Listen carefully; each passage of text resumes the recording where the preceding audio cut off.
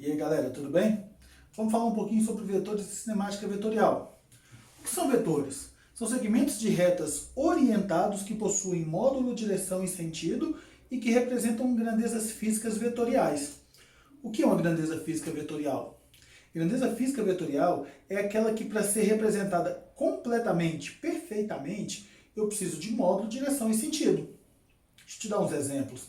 Se eu vou falar de massa, por exemplo, você chega no açougue, me dá 2 kg de carne para a esquerda, você pede para colocar 20 litros de gasolina para a direita porque rende mais. Não, volume, massa são grandezas físicas escalares. Esse tipo de grandeza, quando é escalar, eu não preciso de falar de direção e sentido dela, não preciso. Agora, se eu falar assim, ó, a partir de um ponto eu vou me deslocar 1 metro. Bom, eu tenho o quanto que eu vou andar, mas eu sei se eu estou indo para frente, para trás, para a direita, para a esquerda? Não. Então o deslocamento é uma grandeza física vetorial.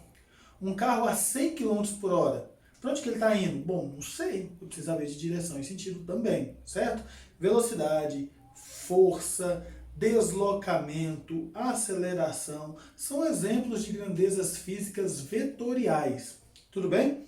Um vetor, ele possui módulo, direção e sentido. O módulo é valor, valor absoluto, intensidade.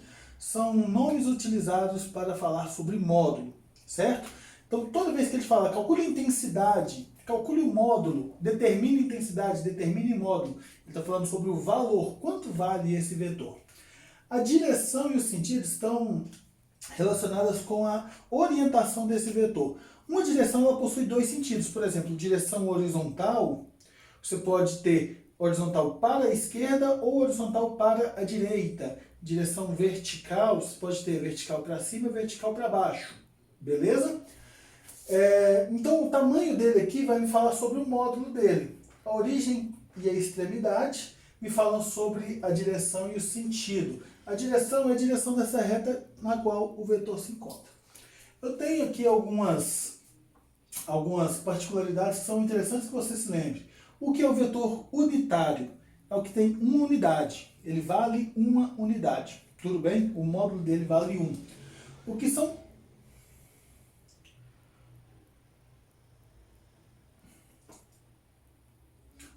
vetores colineares? Vetores colineares é a mesma coisa que vetor paralelo, um ao outro. Então, se eu tenho 2 vetores que são paralelos, eles possuem a mesma direção. Tudo bem? Muito cuidado, porque pode ser dito para você o famoso vetor oposto. O que é um vetor oposto ao outro?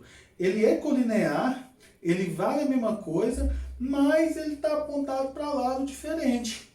Um vale 10 para a esquerda, o outro vale 10 para a direita. Então, vetores opostos, eles são colineares, mas eles possuem sentidos opostos e valem a mesma coisa, certo?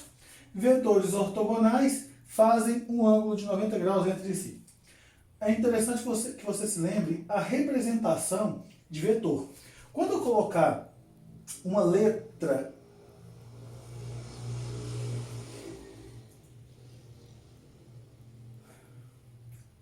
é interessante que você se atente à representação de um vetor. O vetor é uma letra com uma setinha em cima. Se eu não colocar a setinha, eu só estou falando assim, ó, quanto vale esse vetor A, certo? Denis, essa setinha aqui fala para onde ele está apontado? Não, de forma nenhuma. Se eu tiver esse vetor aqui e se eu for chamar ele de A, eu vou falar assim, ó, esse é o vetor A.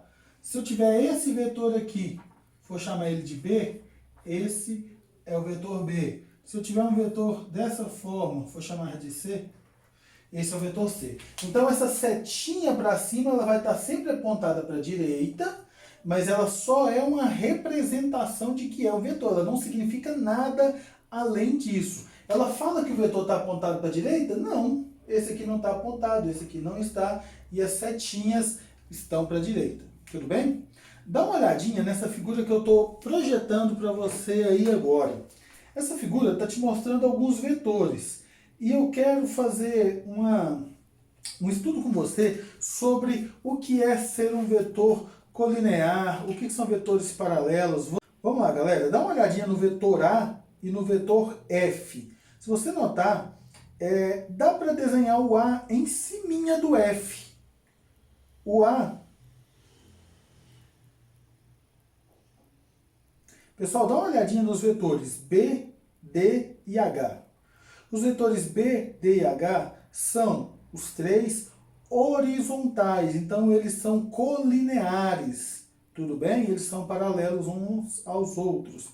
Os vetores E e G, os vetores E e G também são colineares, são os dois verticais. Agora dá uma olhadinha no A e no F. O A e o F, eles estão inclinados. Não fala que é diagonal, tudo bem? Diagonal é se ele tiver a mesma componente em X e a mesma em Y. Só se ele fizer 45 graus, que depois a gente vai ver o que é. Então não são vetores diagonais. O A e o F são vetores inclinados. Mas se você olhar aí, o A, para você sair da origem dele e chegar na extremidade, você andaria 2 unidades na direção X e 3 na Y. A mesma coisinha você faria para o F para que você chegasse da origem até a extremidade. Então, o A e o F são vetores também colineares, porque tem como desenhar um em cima do outro. Mas o vetor C não é colinear com eles. Ele também está inclinado, ele parece que é mais ou menos a mesma coisa, mas se você for tentar desenhar o A em cima do C, não vai dar certo. Um não vai se sobrepor ao outro, então eles não são colineares. Se eles não têm a mesma direção, não posso falar que eles têm o mesmo sentido, porque para ter o mesmo sentido tem que ter a mesma direção. A título de curiosidade, o vetor C é um vetor que está na diagonal dos quadrantes ímpares. Assim como eu somo dois números, 2 mais 3 igual a 5, eu posso fazer também a soma vetorial. Porém, não é tão simples igual eu fiz. 2 mais 3, 5, pronto, acabou. Um vetor que vale 2, outro vetor que vale 3, somados, vai dar 5? Pode ser que sim, mas não necessariamente será 5.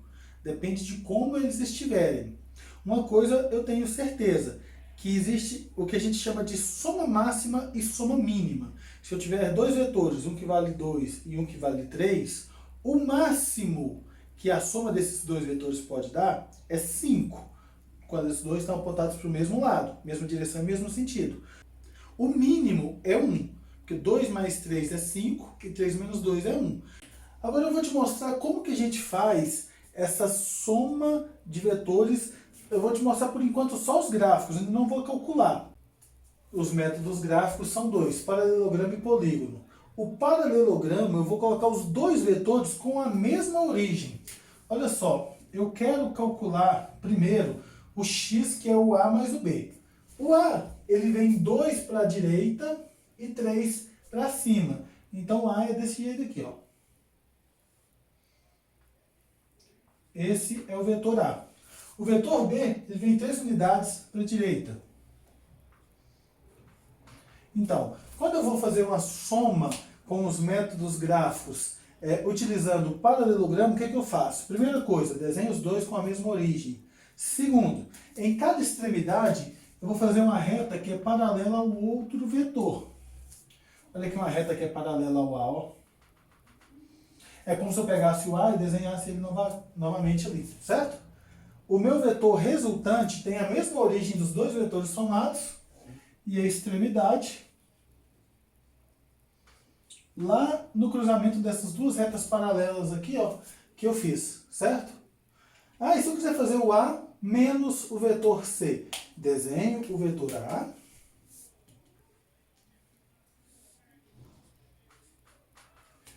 Depois eu vou desenhar o menos C. Esse menos C é aquele vetor oposto que eu comentei contigo. Ele é igualzinho o C. 1, 3. 1, 3. Ele está desse jeitinho aqui, ó. Só que ao invés de ele estar apontado para lá, ele está apontado para cá. Esse é o menos C. Então, menos C, ele é esse aqui, ó.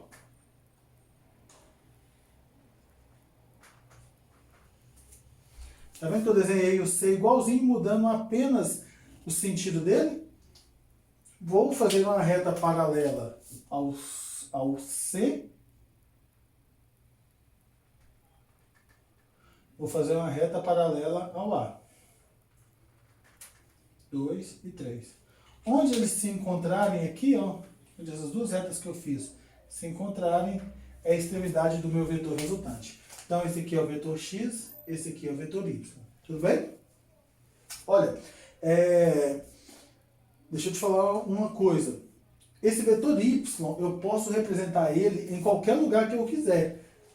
Por exemplo, aqui, ó, está vendo que o y ele tem 3 unidades para a direita? E se eu olhar aqui, o b também tem 3 unidades para a direita, significa que by é a mesma coisa, igualzinho, igualzinho.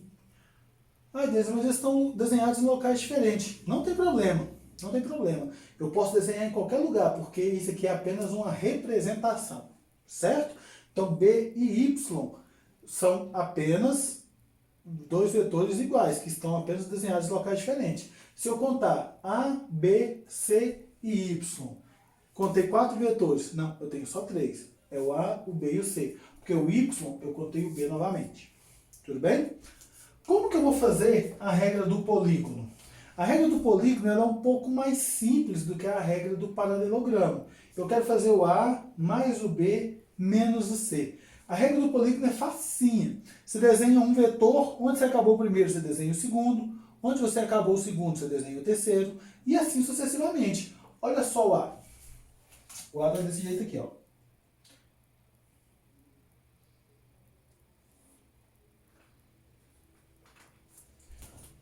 Partindo daqui, 2 unidades para cá, 3 para cima. O B, 3 para a direita.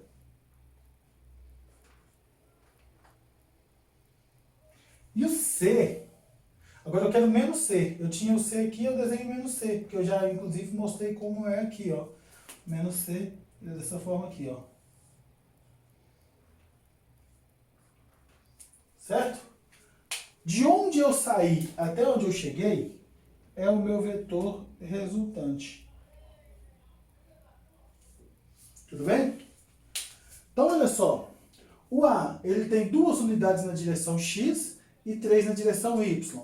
O B, apenas 3 na X. O C, 1 na X e 3 no Y. O Z, 1, 2, 3, 4, 5, 6 unidades na direção X e nenhuma na Y. Tudo bem?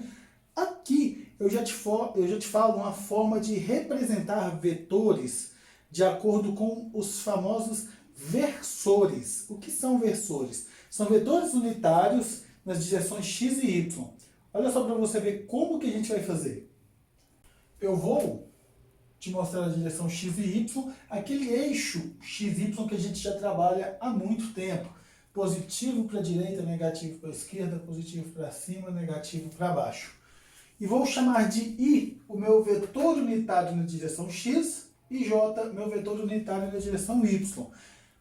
O A eu faço 2 unidades no X para a direita e 3 no Y para cima. É como se eu quisesse fazer um vetor aqui e somar com outro vetor aqui, ó, para chegar no resultado de A, certo? Então seria 2 vezes um vetor unitário na direção X, 2i, mais 3 vezes um vetor unitário na direção J.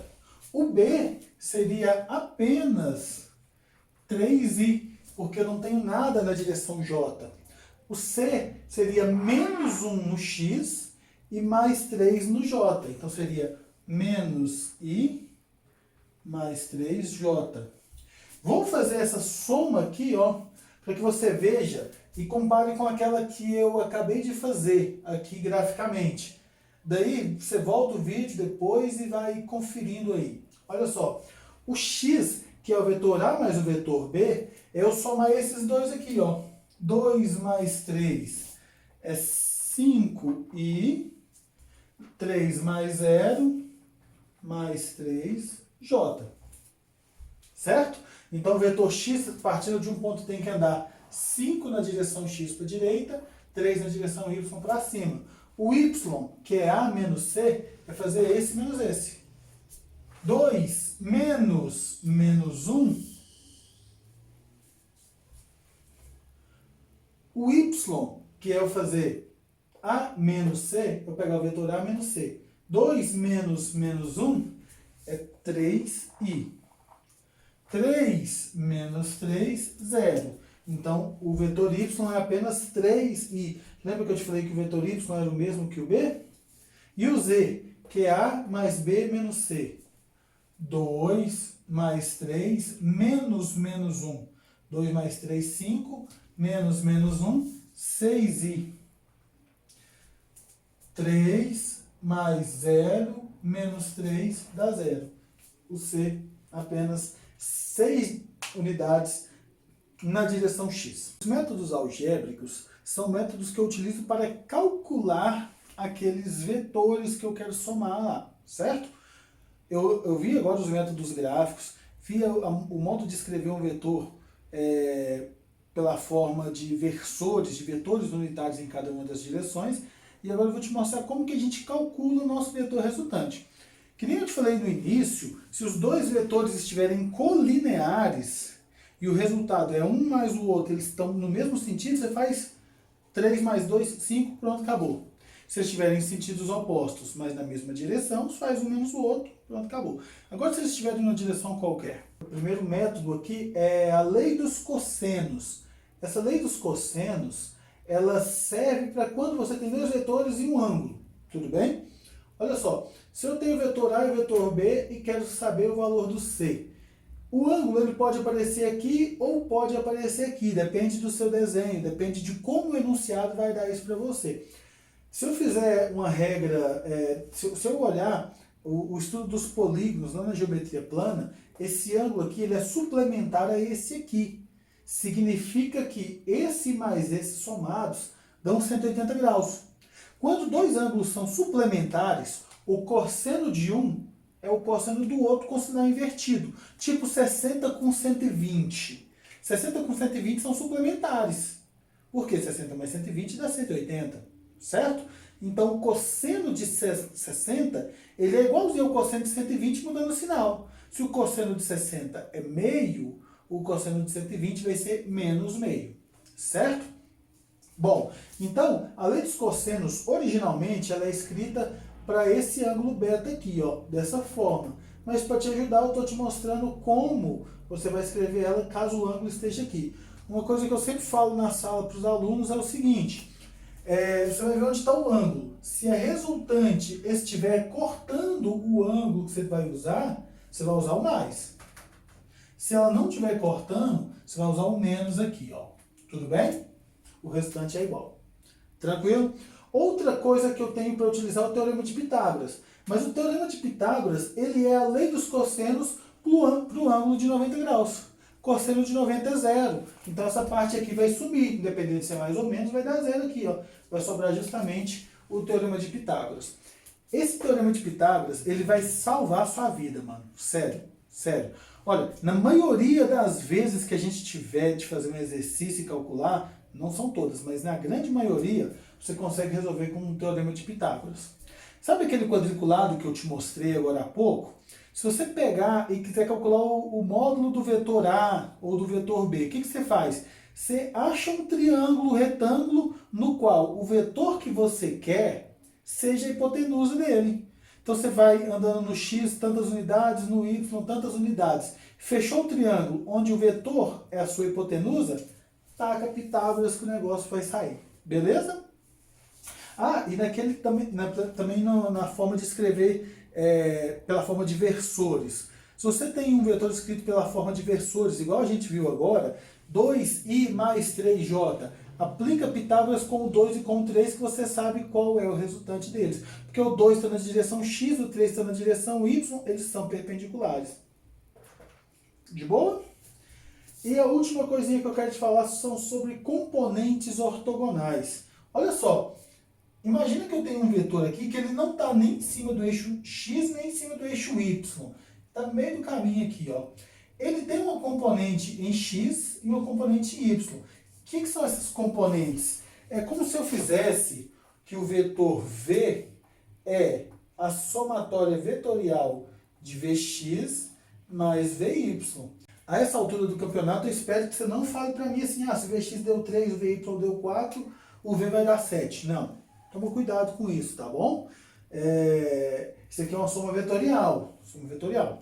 Bom, se eu fizer um triângulo aqui, ó, o V é a hipotenusa desse triângulo. Vx é cateto adjacente a esse ângulo θ que está marcado. E o VY aqui, ó, ele tem esse mesmo tamanho aqui, ó, certo? Ele seria o cateto oposto a esse ângulo θ. Se eu fizer seno do ângulo, que é cateto oposto sobre hipotenusa, e multiplicar em cruz, VY seria V vezes seno, certo? Como assim, Denis? Aplica seno do ângulo lá, ó, deixa eu fazer aqui para a gente ter um espaço. Seno do ângulo seria VY sobre V. Passar esse V multiplicando, VY seria V vezes seno de θ.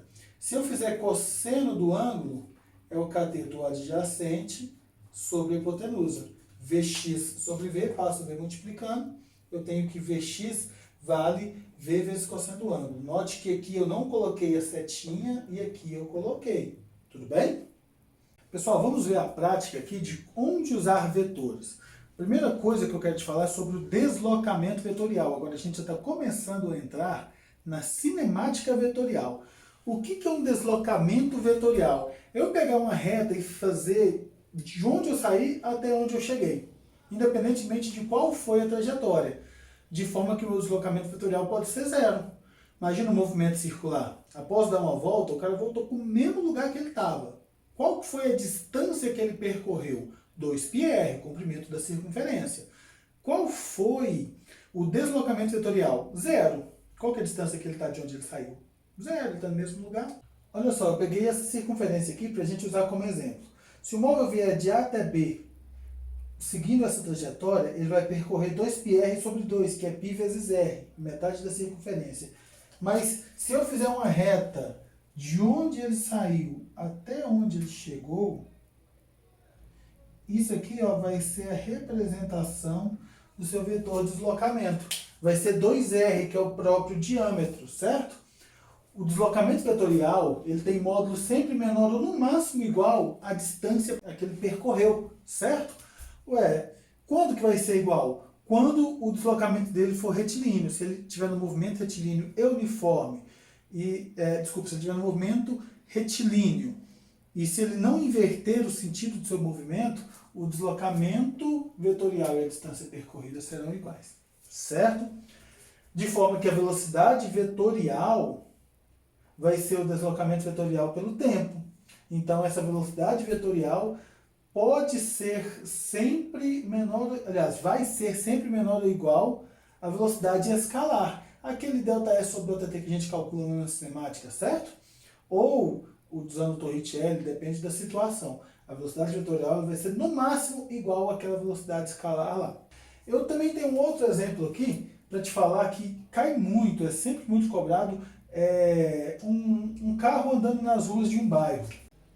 Ele sai daqui e se desloca pelo bairro de uma forma aleatória aí.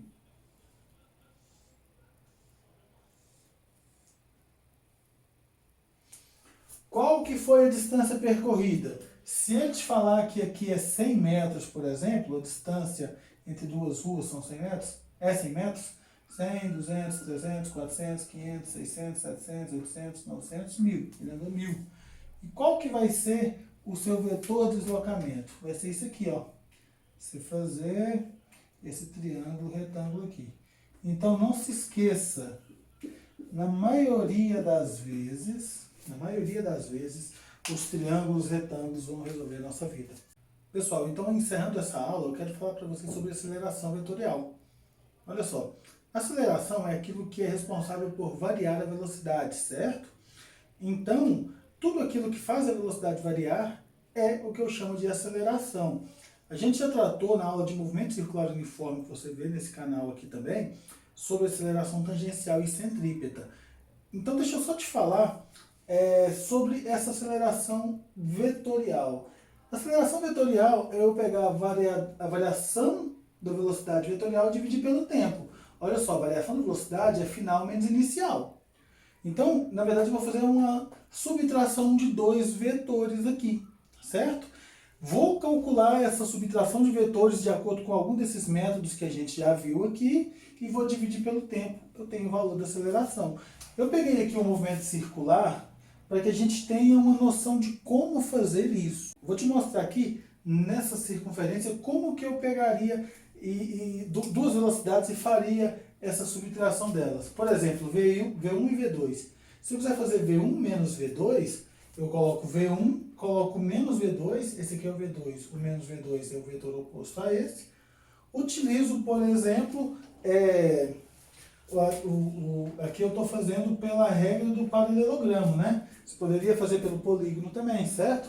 Se você quisesse fazer V1 menos V0, o meu ΔV aqui é o V1 menos V0.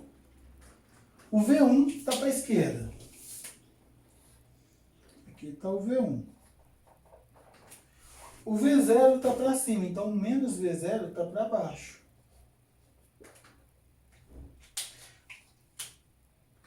Nesse caso aqui seria pelo teorema de Pitágoras, esse ΔV, para encontrar ele.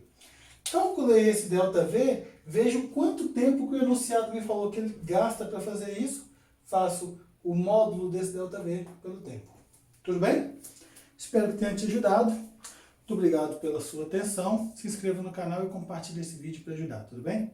Valeu!